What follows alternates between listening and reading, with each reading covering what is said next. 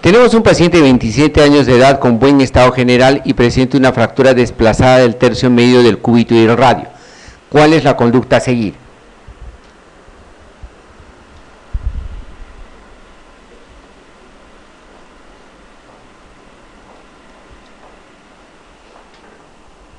Son fracturas diaficiarias, ¿sí?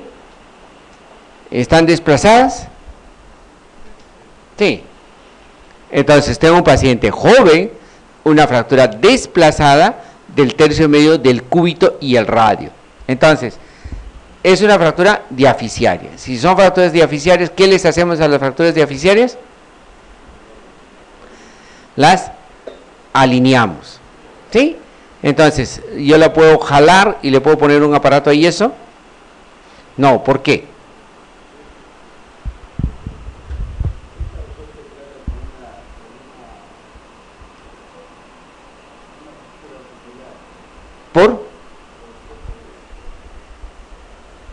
Porque el antebrazo tiene un movimiento de pronosupinación.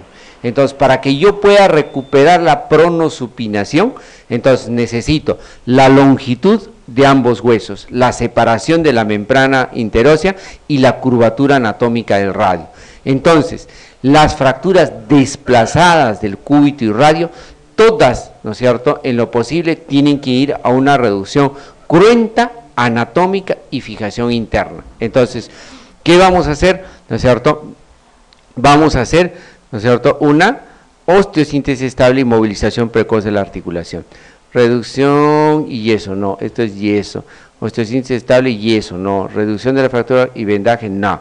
Tenemos que hacer una osteosíntesis estable para movilización precoz de la articulación, ¿sí? Entonces, no se utilizan teóricamente aparatos de yeso, salvo que mi reducción, o sea, mi movilización sea mala, ¿no es cierto? O sea, si yo pongo una placa con tornillos y no estabilizo bien, entonces tendré que adicionalmente estabilizar con yeso, ¿no es cierto? Pero la idea no es esa, ¿sí?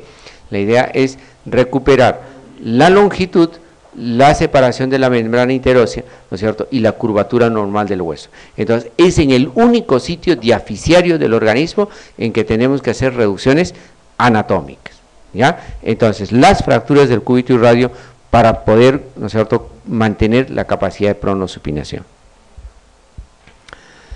Eso. Tenemos un varón de 50 años, atropellado, respira adecuadamente, no presenta sintomatología torácica, presenta dolor en el abdomen inferior, está consciente y orientado. Su tomografía de abdomen solo muestra una fractura de pelvis inestable en libro abierto. Progresivamente inicia frialdad, sudoración y palidez, hipotensión y taquicardia. ¿Cuál es la actitud, no es cierto?, a seguir?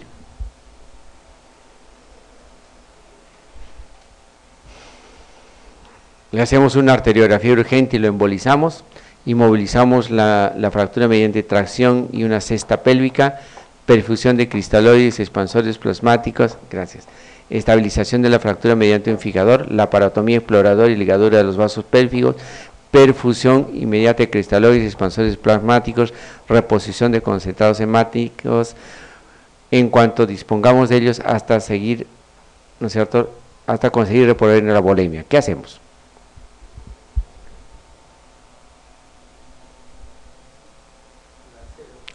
La C.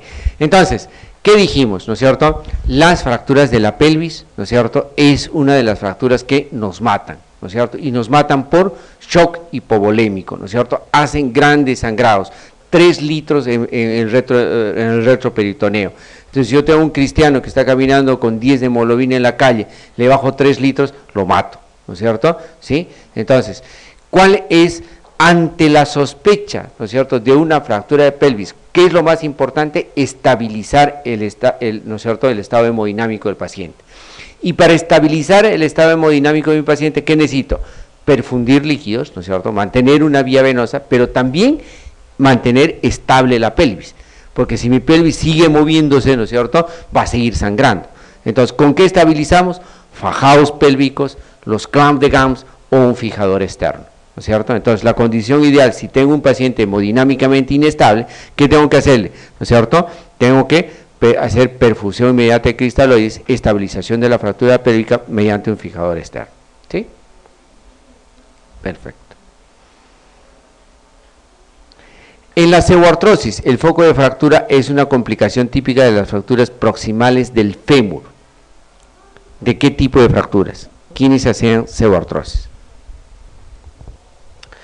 Entonces dijimos que las fracturas de la cadera las dividimos en dos grandes grupos. Las fracturas que están dentro del cuello, que estaban dentro de la cápsula, que son las fracturas intracapsulares. Y después venían las fracturas que estaban en la zona trocantérica, que son las transtrocantéricas, pertrocantéricas o intertrocantéricas, ¿no es cierto? Para ver. Esos son los dos grandes grupos de fracturas de la cadera. Como la zona trocantérica es bien irrigada, ¿no es cierto? Es una zona donde no tiene problemas de tipo vascular, entonces no va a ser pseudoartrosis ni necrosis avascular, ¿sí? Entonces, esta su complicación es la consolidación viciosa. Dijimos que se van a la coxa vara, ¿no es cierto? Se altera el ángulo cérvico-diaficiario. Entonces, la complicación de las trocantéricas son las consolidaciones viciosas, en varo y en rotación externa. Por eso su tratamiento va a ser la reducción y la fijación interna. Entonces, ¿qué hacemos? Corregimos la posición de lo que se cae la cabeza y las fijamos, ¿sí? En cambio, las fracturas intracapsulares, ¿no es cierto? Dijimos que al estar el cuello dentro de la cápsula articular, entonces, al producirse la fractura, comprometían las arterias retinaculares que subían a la cabeza femoral, ¿sí? Y estas, ¿no es cierto?, podían terminar en necrosis avascular y pseudoartrosis, ¿sí? Entonces, ¿cuál es la respuesta? ¿La? ¿Y por qué no la D?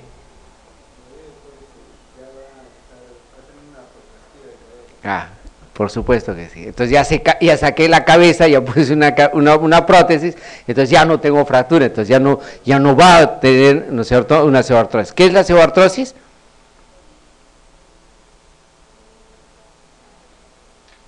Claro, movimiento anormal indoloro, pero ¿qué cosa es? La no unión ósea, la falta de consolidación. Cuando le hemos puesto prótesis, pues ya no tenemos por qué tener consolidación, fractura, porque hemos cambiado la cabeza por una prótesis. Entonces, la pseudoartrosis, como la necrosis avascular, va a ser, ¿no es cierto?, una complicación de las fracturas que están dentro de la cápsula, tratadas mediante osteosíntesis, ¿no es cierto? O sea, no necesariamente con osteosíntesis, sino de repente si no son tratadas. Bien. Durante el proceso de rehabilitación tras una fractura conminutiva de la cabeza del radio, tratada quirúrgicamente mediante exéresis total de la misma, el paciente experimenta dolor en la muñeca de la extremidad afectada. ¿Cuál es la causa probable de este dolor?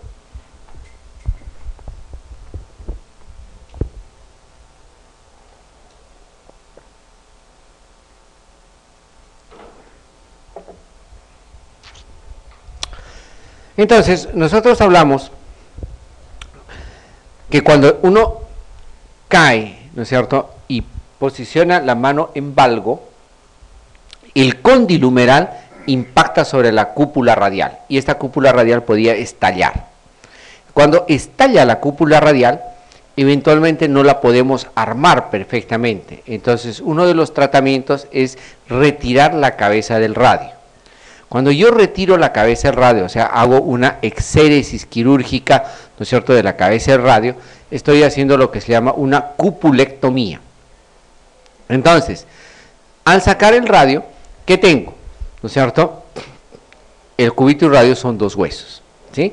Si saco la cabeza, progresivamente el radio va a ascenderse. Y al ascender el radio, ¿no es cierto?, ¿qué me va a generar? Me va a generar, ¿no es cierto?, un acortamiento del radio y prominencia cubital. A eso se denomina, ¿no es cierto?, una disyunción radiocubital distal. Eso me genera dolor a nivel de la muñeca. ¿Ya?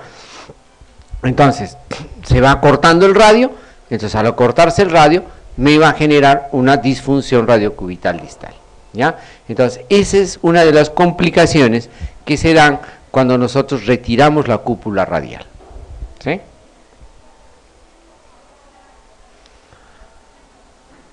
Tenemos un paciente de 82 años con Alzheimer moderado, una cardiopatía isquémica bajo control médico, traído a la urgencia tras una caída.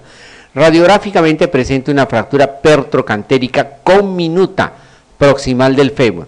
¿cuál sería el tratamiento más adecuado? Por la edad sería la A. Entonces, 82 años, Alzheimer. Entonces, un paciente con Alzheimer ya es un paciente no colaborador, ¿cierto? Tú le dices, entonces, no te muevas, y al rato se desconecta y se levanta de la cama y quiere ir al baño, ¿sí? Entonces, es un paciente que no nos va a colaborar. Tiene una cardiopatía isquémica bajo control médico, ¿no es cierto? O sea, que es un paciente, además de su Alzheimer, ¿no es cierto? Es un paciente que tiene una cardiopatía. Entonces, que tiene además una fractura trocantérica. Muy bien. ¿Cuál es el tratamiento de las fracturas trocantéricas? Es reducirlas y fijarlas, ¿sí? ¿Con qué les vamos a fijar? Con osteosíntesis. Pero yo tengo un paciente de 82 años, le pongo una osteosíntesis, se desconecta y se va a levantar al baño. ¿Y qué va a hacer esa osteosíntesis? Va a volar, porque la calidad ósea es mala, ¿no es cierto? Entonces, no va a ser la mejor opción ponerle una osteosíntesis. Entonces, ¿qué tendremos que optar? Por una prótesis de cadera. Entonces, ¿cuál va a ser la prótesis, ¿no es cierto?, ideal? ¿Sí? Dijimos que las prótesis totales, ¿no es cierto?, son para pacientes activos, ¿no es cierto? Entonces, este realmente no es un paciente muy activo, ¿no es cierto? Entonces, y necesito más tiempo operatorio para hacer una prótesis total. Un paciente con una cardiopatía isquémica necesito hacer una cirugía rápida, ¿no es cierto?, para resolver el problema, ¿sí? Entonces, dijimos que las artroplastías parciales de la cadera son para pacientes no deambuladores o poco deambuladores o con pocas expectativas de vida. Entonces, ¿no es cierto?, podría ser una opción ideal. Al medio, entre la prótesis parcial y la prótesis total, está la prótesis bipolar. ¿Cuál es la indicación? Pacientes domiciliarios, ¿no es cierto?, o sea, deambuladores domiciliarios, o sea, los que tienen más o menos actividad, ¿no es cierto?, en la casa. Entonces, es una prótesis parcial, pero con doble juego. Entonces, eso desgasta menos la cadera y podría dejarnos o evitarnos que nos quede una cadera dolorosa. Entonces, 82 años, Alzheimer bajo control médico, o una parcial, o una prótesis bipolar, pero no osteosíntesis. ¿No es cierto? Porque, o sea, la osteosíntesis es por la localización de la fractura, ¿no es cierto? Las fracturas trocantéricas sí debemos hacer osteosíntesis, pero no es un buen paciente para realmente elegir como primera opción, ¿no es cierto?, una osteosíntesis, ¿ya? Igual sería Alzheimer y tuviera 50 años que le pusiéramos una total. Claro, un paciente de Alzheimer, ¿no es cierto?, generalmente ya no es muy activo, entonces una bipolar. Yo creo que una bipolar sería la elección ahí, ¿no es cierto? Ahí sería la elección una bipolar, ¿no es cierto? Exactamente, la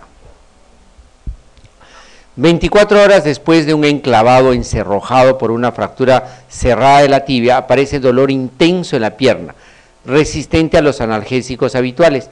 Se acompaña de un ligero aumento de volumen y dificultad para mover los dedos. Entonces, ¿qué está pasando con ese paciente?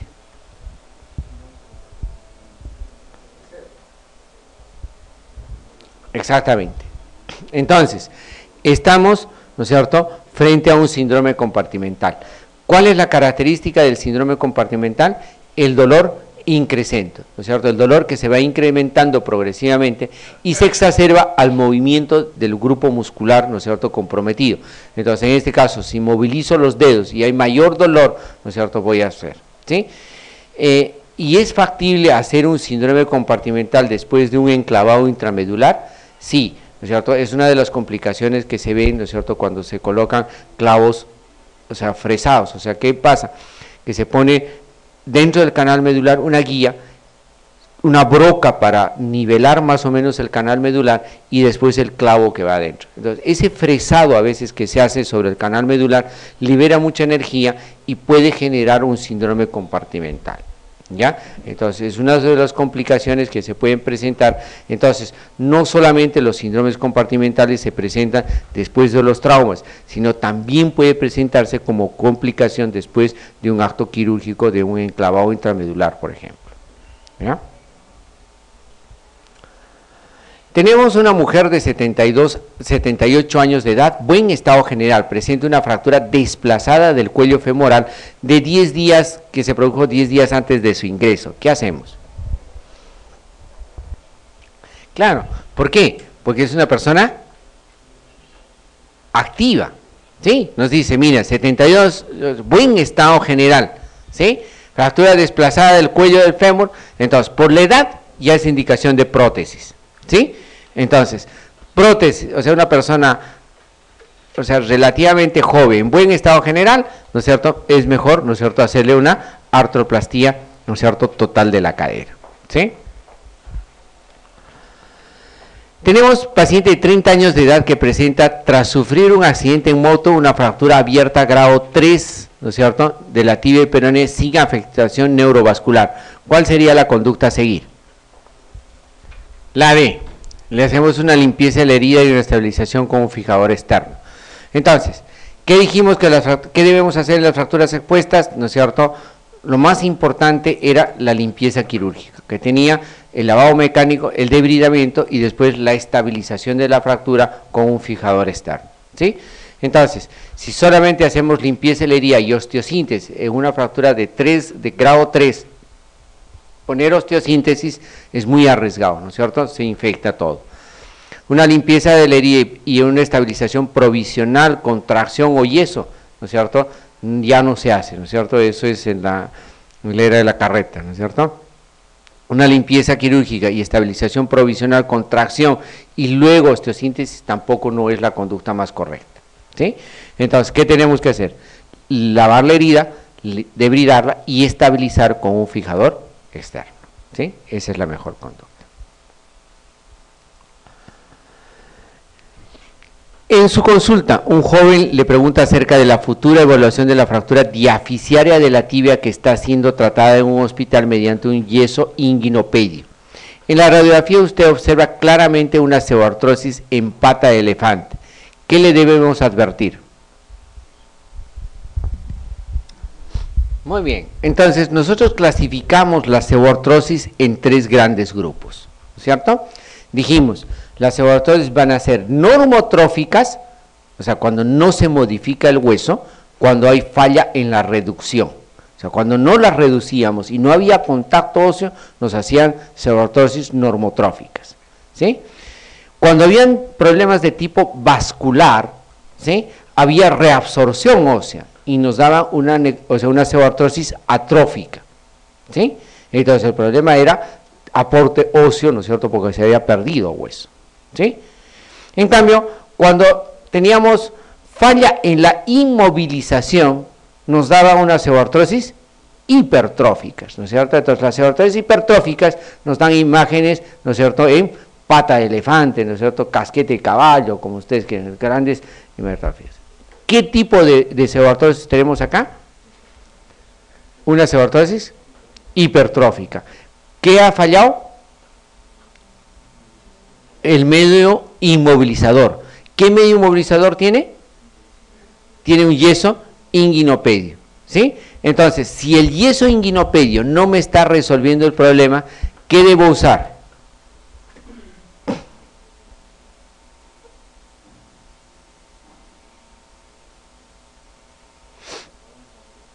Claro, ¿no es cierto? ¿Qué tengo que hacer? Solamente mejorar mi medio inmovilizador. ¿Necesito aporte de hueso? No, porque no es una pseudoartrosis atrófica, es una pseudoartrosis hipertrófica. Entonces, ¿qué tengo que hacer? Un clavo intramedular a foco cerrado, ¿no es cierto?, soluciona el problema. ¿Qué cosa estoy haciendo? Mejorando mi movilización, que es la causa de mi pseudoartrosis. ¿Sí? Entonces, a ver, ¿necesito más tiempo de yeso? No, porque ya estoy en pseudoartrosis con yeso. ¿Necesito abordar el foco de fractura? ¿Es imprescindible? No, las pseudoartrosis hipertróficas, ¿no es cierto?, no les hacemos, solamente las inmovilizamos mejor y eso cicatriza. ¿Necesito aporte injerto? No, porque no es de tipo vascular. ¿Tiene que deambular con apoyo completo? No, porque ya estoy en pseudoartrosis. Entonces, lo más correcto es mejorar mi movilización. ¿Cómo mejoro esa mi movilización? Colocándole, ¿no es cierto?, un clavo, ¿no es cierto?, bloqueado, ¿sí? En las fracturas diaficiales del húmero se asocian con frecuencia a qué tipo de lesión neurológica del nervio radial, ¿no es cierto? Dijimos que 18% de nuestras fracturas diaficiales del húmero hacen, ¿no es cierto?, parálisis del nervio radial, ¿sí? 25 años de edad presenta tras una caída casual sobre la mano derecha en hiperextensión de la muñeca, dolor selectivo a nivel de la tabaquera anatómica de la muñeca. ¿En qué sospechamos? Eso, ¿no es cierto? ¿Por qué?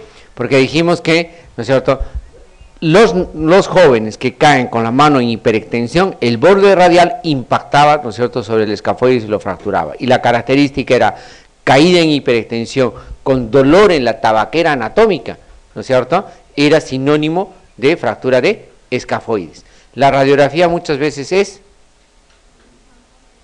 negativa, ¿no es cierto? Entonces, durante las 2 primeras semanas, la radiografía puede ser aparentemente normal. Entonces, una radiografía normal no me descarta, ¿no es cierto?, que no exista una fractura de escafoides, ¿sí? Bien. Entonces, tenemos 30 años de edad con una fractura transversa en el tercio medio del fémur tras sufrir un accidente de tráfico, sin otras lesiones asociadas. ¿Cuál es la conducta a seguir?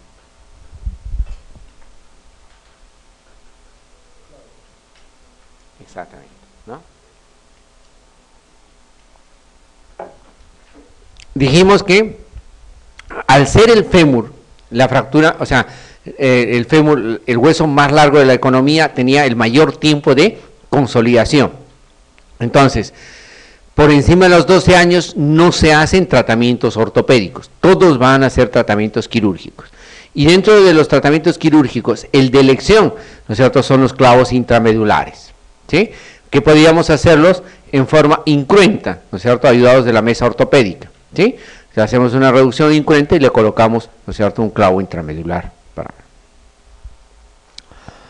80 años, llega a la urgencia después de haber sufrido una caída casual.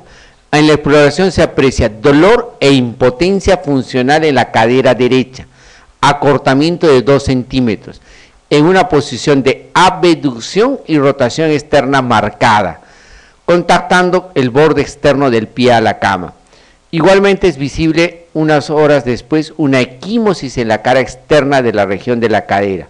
El diagnóstico probable es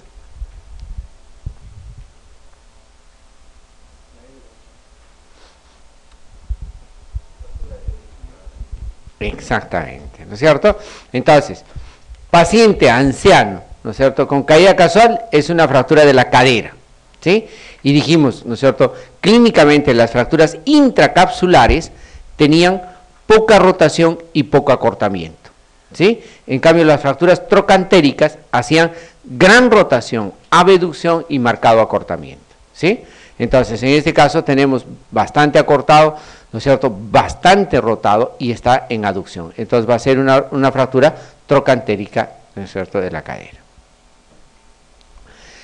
40 años con fractura del cuello del astrágalo, con desplazamiento posterior del cuerpo astragalino. ¿Cuál es la complicación? ¿Cuál es la complicación de las fracturas del astrágalo?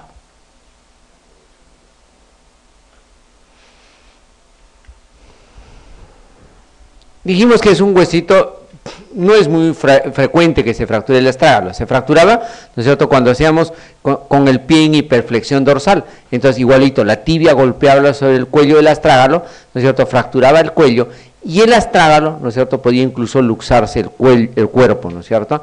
Entonces, este cuerpo del astrágalo complica con necrosis avascular, ¿no es cierto? Entonces, otro huesito que se da con facilidad, ¿no es cierto?, a la necrosis avascular.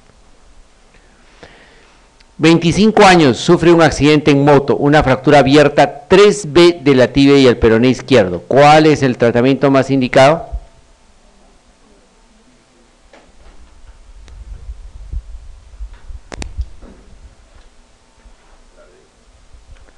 De osteosíntesis con placa, no es cierto? Hemos dicho que si son fracturas expuestas, ¿no es cierto?, la indicación son los fijadores externos, ¿sí? No, o sea, ¿ah? 3, o sea, es un agustilo 3B, Las fracturas expuestas las clasificamos en 3 grados. Tipo 1, tipo 2 y tipo 3. Tipo 1 es una fractura menos de 1 centímetro, cuyo mecanismo es que el hueso perfora la piel, o sea, es indirecta. Entonces, el grado de contaminación es mínima. ¿Qué puedo hacer? Lavarlo, ponerle un punto, y si quieren ponerle un yeso, ponerle un clavo, ponerle una placa, los que ustedes quieran, ¿sí? Tipo 2 es una fractura, es una herida, ¿no es cierto?, generalmente a colgajo lineal, sin pérdida de partes blandas, ¿sí? Entonces, ¿qué hago? Lavo, cierro la herida, ¿no es cierto?, y días siguientes puedo hacer tranquilamente una osteosíntesis interna, ¿verdad? Pero las fracturas de grado 3, ¿no es cierto?, ya son en las que hay pérdidas importantes de partes blandas, ¿sí? Y hay magullamiento, daño. Entonces, las tipo A son aquellas en las que el daño no me deja hueso expuesto. Las B, ha perdido y me queda hueso expuesto al aire, ¿no es cierto? Y las de tipo C es que además tengo lesión arterial. Entonces, si yo tengo un pedazo, digamos, de 3 o 4 centímetros de la tibia expuesta, entonces nunca vamos a hacer osteosíntesis interna, ¿no es cierto? Esos son pacientes, son tributarios, ¿no es cierto?, siempre al manejo con fijadores externos, ¿sí? 21 años, sufre una caída vertical sobre la pierna manteniendo el tobillo en varo y en rotación interna. Se le ha diagnosticado un esguince externo del tobillo derecho. ¿Cuál sería la técnica exploratoria más adecuada de las que relacionan para evaluar la gravedad del cuadro?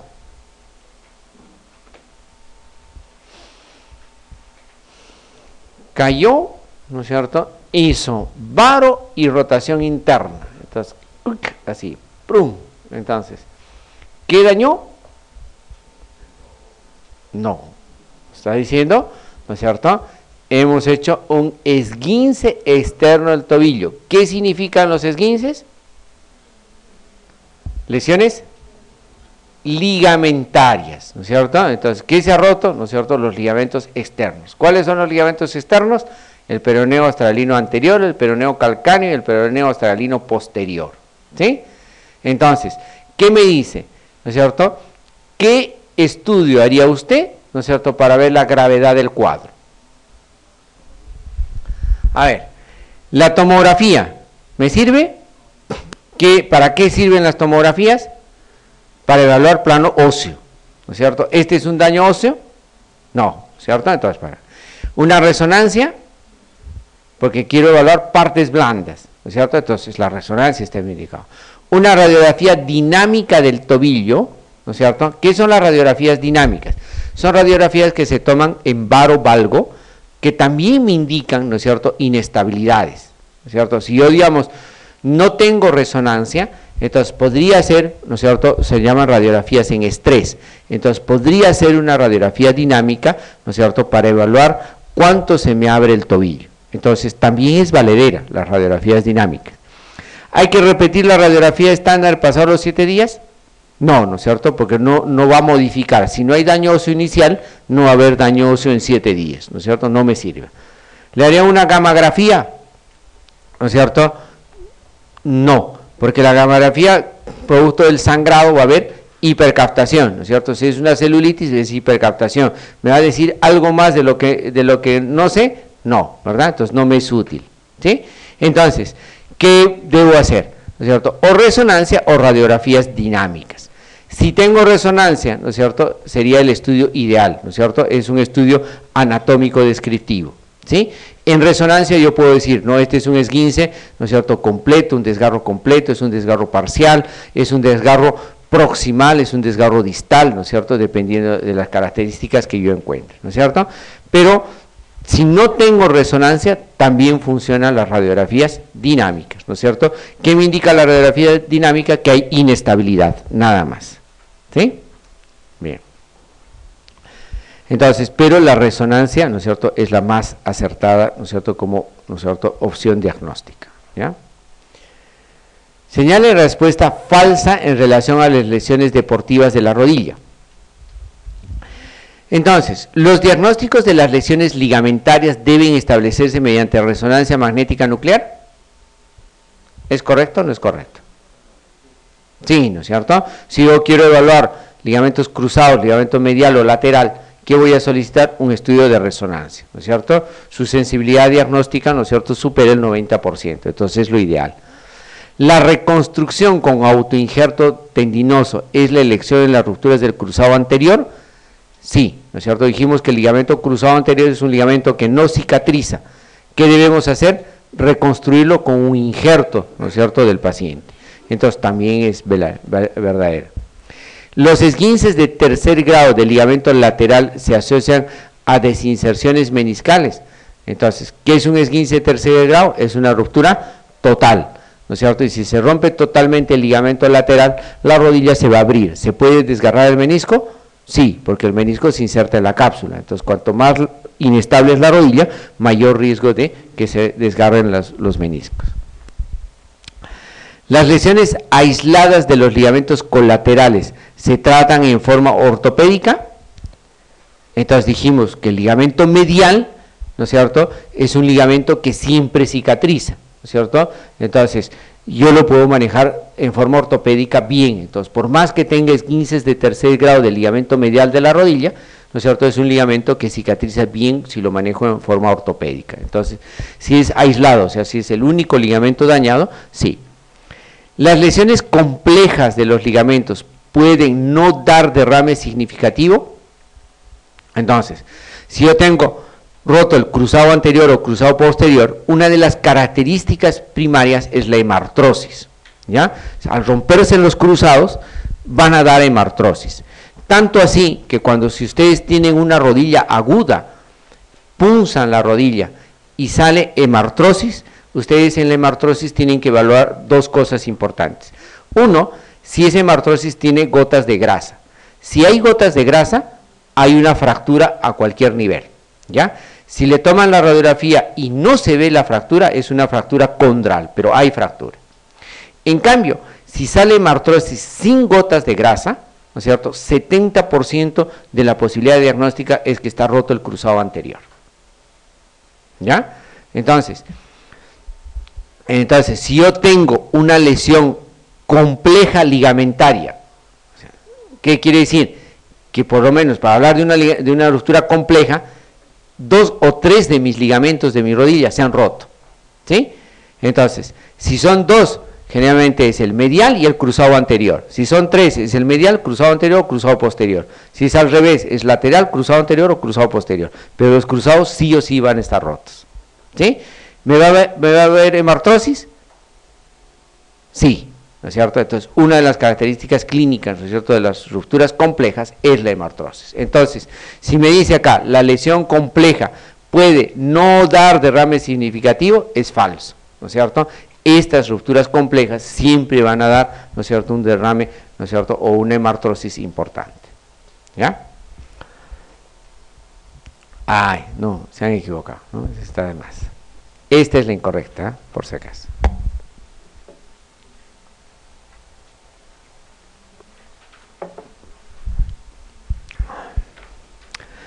Tenemos un paciente varón de 22 años de edad con hemartrosis sin restos de gotas de grasa en la rodilla tras un traumatismo jugando fútbol. ¿Cuál es la lesión que hay que sospechar?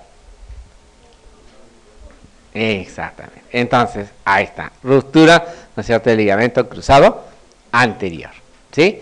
Entonces, esa es la respuesta. 70% de la hemartrosis sin gotas de grasa es ruptura del ligamento cruzado anterior.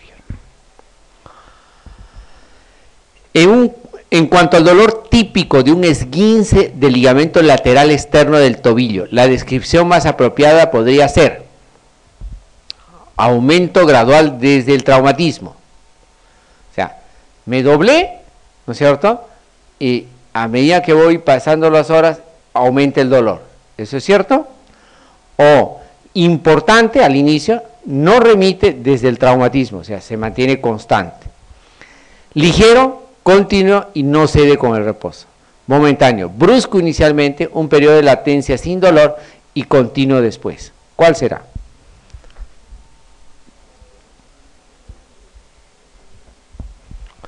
A ver, las damas. Estaban haciendo equilibrio en taco 9 y plum, se dobló el tobillo.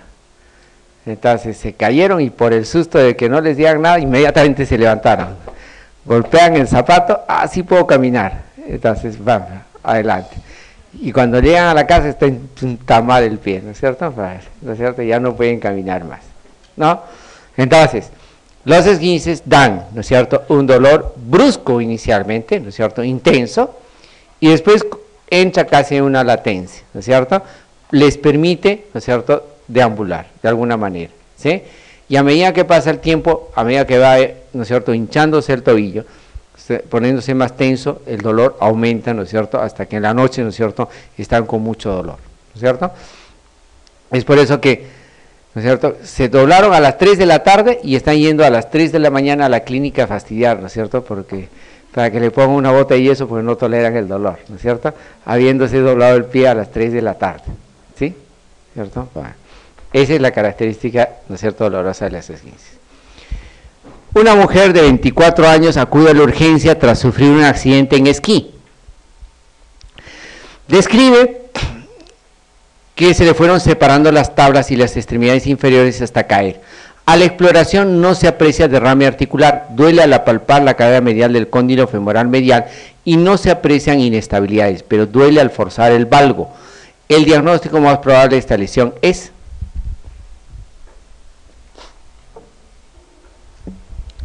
A ver, vamos analizando. ¿Cuál es el mecanismo de lesión?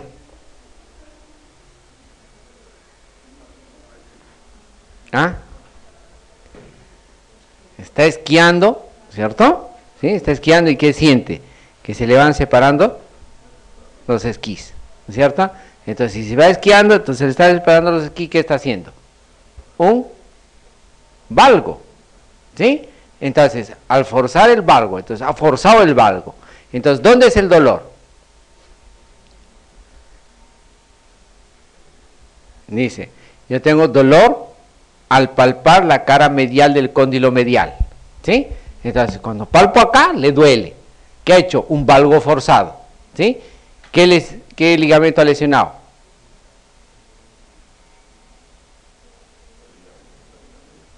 El colateral medial, ¿no es cierto? Porque, ¿qué hemos hecho? Hemos hecho un valgo. Entonces, al hacer el valgo, el estrés, ¿no es cierto?, lo va a soportar el ligamento interno, ¿sí?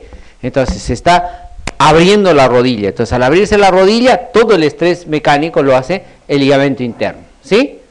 Entonces, ¿hay inestabilidad? No, ¿no es cierto? Porque nos dicen, ¿no es cierto?, a la exploración, entonces no se aprecia inestabilidad, ¿no es cierto? Solamente hay dolor, ¿no es cierto? Entonces, si yo al hacer la rodilla en valgo, estreso el ligamento interno, ¿sí? Entonces, lo rompo, mi rodilla es inestable, ¿sí? Si no lo llego a romper, ¿no es cierto?, a una ruptura parcial, ¿sí?, o solamente una distensión, voy a tener dolor, ¿sí? Entonces, estoy frente a un esguince de primer a segundo grado del ligamento medial de la rodilla. ¿No? Ya, vamos a repetir. ¿Qué dice? ¿No es cierto? Que le están abriendo los esquís, ¿no es cierto? Sí, entonces hago un estrés en valgo, ¿sí? Entonces, el estrés en valgo que hace, carga internamente la rodilla, o sea, fuerza la rodilla.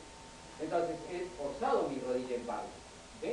¿Qué tengo? Dolor, ¿sí?, pero no tengo inestabilidad. Los esguinces los dividíamos en 3 grados, ¿cierto? Primer grado, distensión. Segundo grado, ruptura parcial. Tercer grado, ruptura total.